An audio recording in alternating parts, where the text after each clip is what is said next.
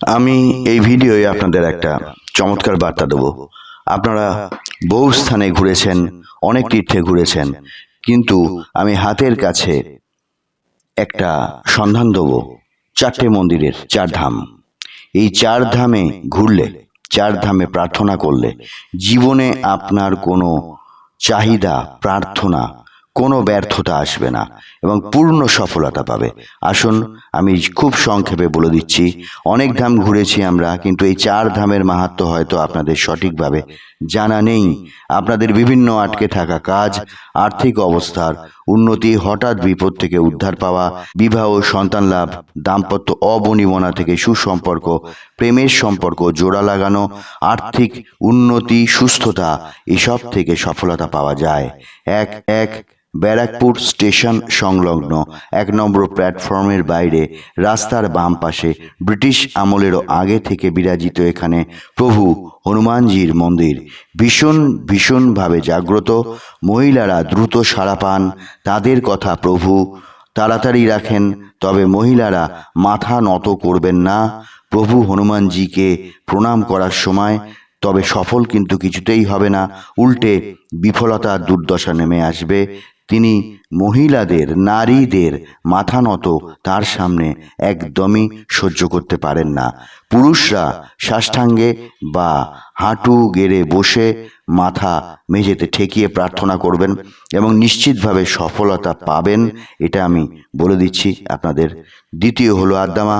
যদি সন্তান লাভের জন্য বা কোনো বিপদের জন্য বা আপনার জীবনে উন্নতি আটকে আছে, দক্ষিণেশ্বরের আদ্যার মায়ের কাছে পুজো দেবেন এবং সেখানে প্রেসিডেন্ট মুরাল ভাইয়ের কাছে আশীর্বাদ গ্রহণ করবেন এবং প্রসাদ পাবেন।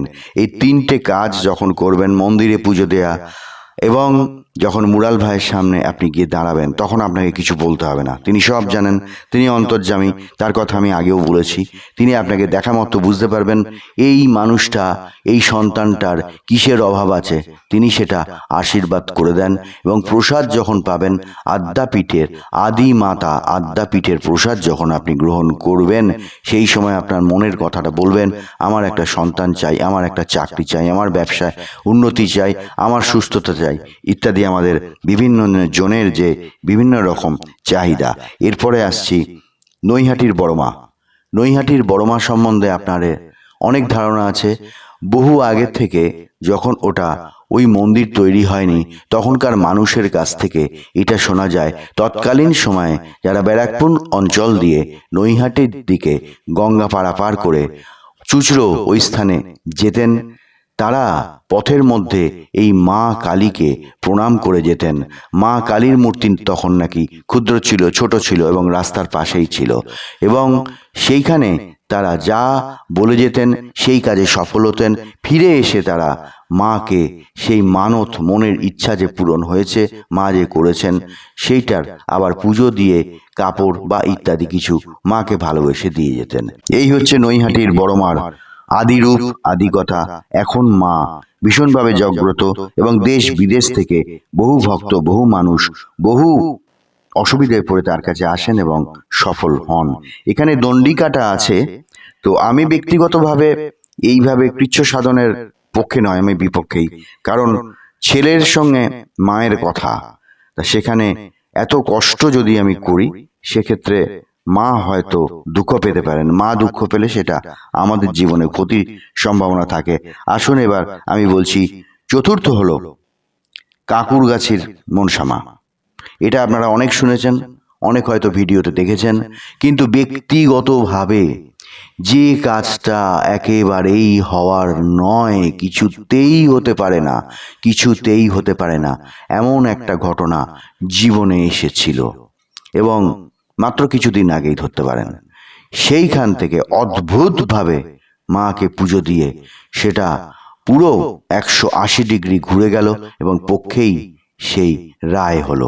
অর্থাৎ এটা কোনো মামলা মকদ্দমার বিষয় নয়, মা কৃপা করেছিলেন এবং সেটা পজিটিভ হয়েছিল। তাই বলছি, ভীষণভাবে জাগ্রত হয়ে বসে আছেন কাকুরগাছির মা মনসা। যখন 4 জনের কথা বললাম, আর একজনের কথা বলছি, দক্ষিণেশ্বরের মা ভবতারিণী। যারা ব্যবসা করেন, যে কোনো ধরন, ক্ষুদ্র থেকে বৃহৎ, তারা পয়লা বৈশাখ অবশ্যই মা ভবতারিণীকে পুজো দেবেন। মা এই জন্য একদম সিদ্ধ, এবং ওখানে আরেকজন মা আছেন, তিনি কি করেন সেটা আমি বলছি। পঞ্চম যেটা সংযোজন করলাম, পয়লা বৈশাখ অক্ষয় তৃতীয়া গঙ্গা স্নান করে মায়ের জন্য কাপড় পরে পুরুষ নারী উভয়ই যদি মা ভবতারিণীকে পুজো দিয়ে বলা যায়, মা আমার ব্যবসায় আমার কর্মে উন্নতি দাও, সেটা আপনার 100-র মধ্যে 1,00,000% হবেই সফল। আর একটা বলছি, যেটা হচ্ছে ওইখানেই আর এক মা বসে আছেন, যিনি হচ্ছেন মা শারদা। আপনার বিপদে পড়ে গেছেন, আটকে গেছেন, হচ্ছে না, যেটা একটু দেরি হবে। আপনি যদি চান এক্ষুনি হোক, সেটা হয়তো 4 মাস পরে হবে। এমন যে কোনো সমস্যা, মা শারদার কাছে যাবেন, গিয়ে মা শারদা মন্দিরে, নহবত যেটা ছিল সেই নহবতখানায় মা বাস করতেন, সেই শারদা মন্দিরে গিয়ে, মায়ের মন্দিরে গিয়ে পুজো দেবেন। আগে চলে যাবেন গঙ্গায়, পা ধোবেন এবং ফুল মালা টালা ইত্যাদি মিষ্টি এইসব নিয়ে তারপরে মাকে পুজো দেবেন। এবং ওখানে মায়ের খুব যদি অসুবিধে না হয়, সাষ্টাঙ্গে একদম সামনে 2 হাত প্রসারিত করে, পা পেছনে প্রসারিত করে উপর হয়ে মাকে সাষ্টাঙ্গে প্রণাম করবেন।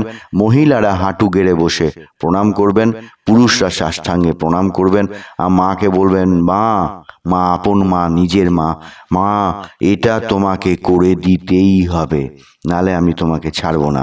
সে আমি তোমায় ছাড়বো না মা, যে তোমায় ছাড়ে ছাড়ুক। আপনি বলে আসবেন, তারপরে দেখবেন যে কিছুতেই হচ্ছে না। যার জন্য বলেছেন সেটার জন্য আপনার প্রচুর পরিশ্রম করতে হচ্ছে এবং আরও যেন জটিল হয়ে যাচ্ছে। আসলে তা না, আমাদের কর্মের গ্রন্থিগুলো, সেগুলোকে নিষ্কাশন করতে গেলে আরও বেশি বিপদ যেন চেপে ধরে, যে পজিটিভ যেটা হওয়ার দরকার সেটা আরও যেন নেগেটিভ হয়। জানবেন, কোনো মানত করার আগে যদি অবস্থা আরও খারাপ হয়, তবে জানবেন সেটা নিশ্চিতভাবে সফল হবেন। কারণ ঈশ্বর আমাদের দেহের অনেক সংস্কার আছে যেগুলো মন্দ, আমরা হাজারটা মিথ্যে কথা বলি, অনেক অন্যায় কাজ করে ফেলি, জ্ঞানত অজ্ঞানত, অনেককে মনে আঘাত দিয়ে ফেলি, এরকম বিভিন্ন ধরনের অনেক হয়তো কর্তব্য কাজ আমরা করিনি। এইগুলোর জন্য গ্রন্থিতে আমাদের দেহের মধ্যে ওই পাপ আর অন্যায়গুলো বসবাস করে। তার যে মন্দ সংস্কার, তাতেই আমাদের ভীষণ দুর্ভোগ হয় এবং আমাদের উন্নতি হতে চায় না। সেই জন্যে মন্দিরে মানত করায়, কোনো মন্দিরে খুব দ্রুত হয়, সেটা সেই মন্দিরের একটা ভাবধারা। মা শারদার কাছে দিলে হয়তো আপনার একটু দেরি হবে, 1 মাস 1.5 মাস, আর সেই সময়টা আপনার প্রচুর খাটনি হবে আপনি যে কর্মে আছেন, কিন্তু শেষ হাসি আপনি আসবেন। ধন্যবাদ, নমস্কার।